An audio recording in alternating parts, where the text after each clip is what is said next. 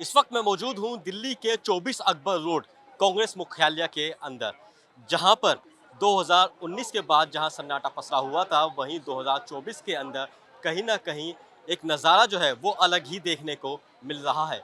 नज़ारा इसलिए क्योंकि कांग्रेस पार्टी ने इस बार पिछले के मुकाबले दोगुनी से भी ज़्यादा सीटें हासिल करने जा रही है। आप यहाँ का नज़ारा देख सकते हैं किस तरह से जो कांग्रेस के जो यहाँ पे कार्यकर्ता हैं, उनके अंदर जो एक खुशी है उनके चेहरों पर वो देखी जा सकती है, क्योंकि पिछली बार 2019 के अंदर कांग्रेस ने जिस तरह से जो परफॉर्मेंस दिया था इलेक्शन के अंदर, वो काफ़ी निराशाजनक था। लेकिन अब की अगर बात करें तो 300 सीटों पर देश के अंदर कांग्रेस पार्टी जो है वो चुनाव लड़ रही है, और 300 में से अनुमान ये लगाया जा रहा है कि लगभग 100 सीटें जो है वो कांग्रेस पार्टी को मिल सकती हैं। तो यहाँ पे जिस तरह से जो कांग्रेस के कार्यकर्ता हैं उनके अंदर खुशी जो है वो भी देखने को मिल रही है।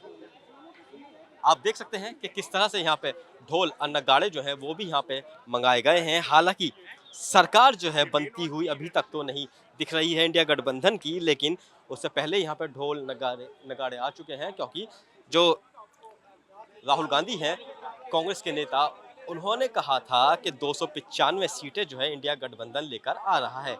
लेकिन अगर इंडिया गठबंधन की भी बात करें तो इंडिया गठबंधन अभी भी जो बहुमत है उससे काफ़ी दूर जो है वो नज़र आ रहा है, और इंडिया गठबंधन दूर है तो एनडीए जो है वो बहुमत हासिल कर चुका है, जो अभी तक रुझान आ रहे हैं। लेकिन आने वाले समय पता चलेगा कि सरकार किसकी बनती है।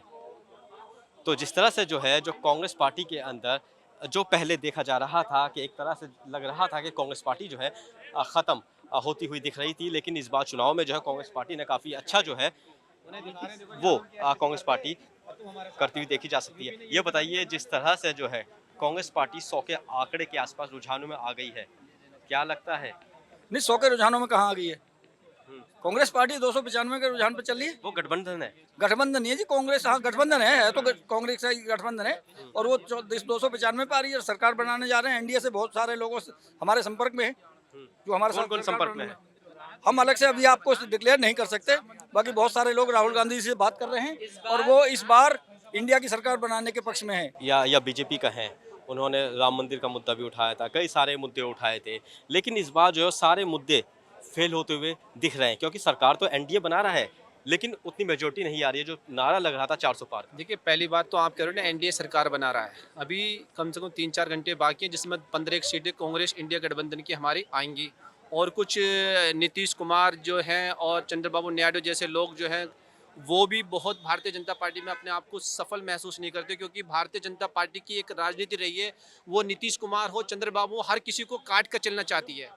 नीतीश कुमार का क्या बिहार में असर क्या है भारतीय जनता पार्टी ने, नीतीश जी को पता है, इसलिए नीतीश कुमार जी इंडिया गठबंधन के साथ ही आना पसंद करेंगे, चंद्रबाबू नायडू भी पसंद करेंगे। और राहुल गांधी जी हमारे जननायक रायबरेली से जो जीत के आ रहे हैं, वो रायबरेली एक प्रधानमंत्री हमारे देश को देने जा रही है। और हमारे देश का दुर्भाग्य है, जैसे कि आपने राम मंदिर की बात की, राम मंदिर जो है वो जनता के पैसों से बनाया, सुप्रीम कोर्ट के फैसले से बनाया। सुप्रीम कोर्ट ने भी चाहा था कि इस भारतीय जनता पार्टी जो हाय दिन हाय तो वो मचाती रहती है राम मंदिर को लेकर के, राम मंदिर राम मंदिर, सुप्रीम कोर्ट ने उस मुद्दे को कहीं ना कहीं खत्म करा। जैसे ही सुप्रीम कोर्ट ने राम मंदिर का आदेश दिया, उन्होंने एक और विवाद, आपने ज्ञानवापी मस्जिद का देखा होगा, वो लाकर भारतीय जनता पार्टी उस पर राजनीति शुरू। हमारे देश के हिंदू भाई जो हैं वो भी आज जागरूक है, उन्हें पता है कि ये सिर्फ हिल जाकर देखना चाहती है देशवासियों। ना तो ये कभी महंगाई पे बात करते हैं, ना ही बेरोजगारी पे बात करते हैं, ना ही महिलाओं पर बात करते हैं, ना ही अग्निवीर जैसी योजना लाकर थोप पर हमारे देश के युवा जो मेहनत करते हैं, फौज में भर्ती होना चाहते हैं, उन पर बात करते हैं। लेकिन भारतीय जनता पार्टी आज जो सुपड़ा साफ हुआ है, वो जो मोदी जी की गलत नीतियाँ कहीं ना कहीं उनको ले डूबी हैं। और हमारे जननायक राहुल गांधी जी, भारत जोड़ो यात्रा हो, भारत जोड़ो न्याय यात्रा हो, किस रूप में आगे बढ़कर उन्होंने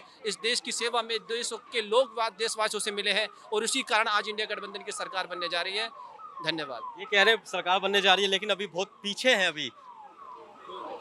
देखिए, ये तो राजनीति का प्रश्न है और राजनीति किसी न किसी तरह हल करेगी। लेकिन मैं इतना ज़रूर कहूँगा कि इस देश के प्रबुद्ध मतदाताओं ने लोकतंत्र के प्रति अपनी आस्था उसको सिद्ध किया है। कांग्रेस पार्टी ने वादे बहुत बड़े बड़े कर रखे हैं, अगर सत्ता में आती है वादे 2014 में जो ये अगर नहीं वादे की हैं तो- वो याद हैं कि नहीं? 15 लाख, 2 करोड़ रोजगार, वो कितने बड़े थे? उनकी तुलना में आज भी जो है राहुल गांधी के जो वादे हैं वो काफ़ी प्रैक्टिकल और आइडियलिस्टिक लगते हैं। 8,500 रुपये महिलाओं को देंगे। ठीक है, कहाँ से हो देंगे हैं? अगर सरकार आ जाती है? वैसे अभी तो अगर एनडीए उन्होंने आगे कोई चल रहा अगर है। उन्होंने कोई इतना बड़ा फ्रेमवर्क बनाया, निश्चित बात है उनके पास कोई फ्रेमवर्क होगा उसका, कोई ना कोई रोड मैप होगा। हम्म, सबसे बड़ी बात यह है कि इस देश को, मुझे ये लगता है कि इस देश को एक ऐसे नेता की ज़रूरत है जो ज़मीन से जुड़ा हुआ हो।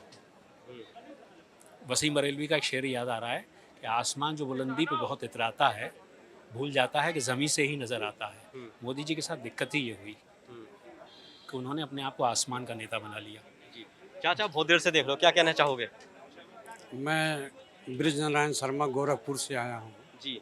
और यहाँ का उत्साह देखने आया हाँ। हूँ क्योंकि इंडिया गठबंधन की ही सरकार बनी हर हालत में। ये गोरखपुर में तो योगी बाबा हैं। योगी बाबा के प्रदेश में ही तो वो पूरी तरह से ढीले हो गए। योगी बाबा के क्षेत्र में अच्छा, यूपी के अंदर जो है गठबंधन समाजवादी पार्टी जो है 35 का आंकड़ा क्रॉस कर दी है। जी। 2-3 सीटें कांग्रेस की भी आ रही हैं। जी। तो ऐसी क्या कमी रही जिसकी वजह से बीजेपी और एनडीए जो है वहाँ पे पिछड़ गई? बीजेपी के पिछड़ने का मेन कारण है कि झूठ बोलना। आपको, हमको, सबको इन्होंने झूठ बोल करके झूठ की बुनियाद पर सरकार बनाई। महंगाई, बेरोजगारी चरम सीमा पर थी। आज कांग्रेस या इंडिया गठबंधन मुद्दों पर चुनाव लड़ रही है, ये धर्म पर चुनाव लड़ रहे थे। अब आप बताइए, भगवान राम का श्राप है इनको। अच्छा चलिए, अगर मान लीजिए इंडिया गठबंधन की सरकार बन जाती है, मान लेते हैं बन गई, ठीक है, ये धर्म की राजनीति जो है जैसा आपने कहा, कैसे खत्म करेंगे? हाँ, उसको प्रयास किया जाएगा। कैसे? अब जैसे राहुल गांधी ने कहा है हम मोमबत्ती की दुकान चला रहे हैं, उसी तरह से आपसी भाईचारा के आधार इस पे पर जोर दिया जाएगा। जोर दिया जाएगा। आपसी जो रंजिश है हाँ। धर्म के आधार पर हमको आपको बांटने का वो बनाया जाता है, उसको हम कम करने का प्रयास करेंगे। यानी यहाँ पे जितने भी जो कार्यकर्ता है वो सारे, उन्हें लग रहा है सरकार बनेगी? जी, 100%। बिल्कुल, राहुल गांधी ने कहा था कि इंडिया गठबंधन की जो सरकार है वो बनने जा रही है, 295 सीट लेकर आएगी, लेकिन अभी तक ऐसा नहीं है क्योंकि रुझान के अंदर अभी 235 240 का आंकड़ा जो है इंडिया गठबंधन छू रहा है। और रुझानों की बात करें तो एनडीए जो है वो अभी पूर्ण बहुमत के अंदर आ गई है, लेकिन असली आंकड़े जो हैं वो शाम तक जारी होंगे। लेकिन अब देखने वाली बात ये होगी कि जिस तरह से जो 400 पार का जो नारा लगाया जा रहा था वो नारा तो कहीं ना कहीं फेल होता हुआ, और एग्जिट पोल भी जो सारे निकल कर आए थे वो भी फेल होते हुए दिख रहे हैं। अब शाम तक ही पता चल पाएगा कि आखिर इंडिया के अंदर किसकी सरकार बनती है। कैमरामैन अनिल सिंह के साथ वाजिद अली, नवोदय टाइम्स।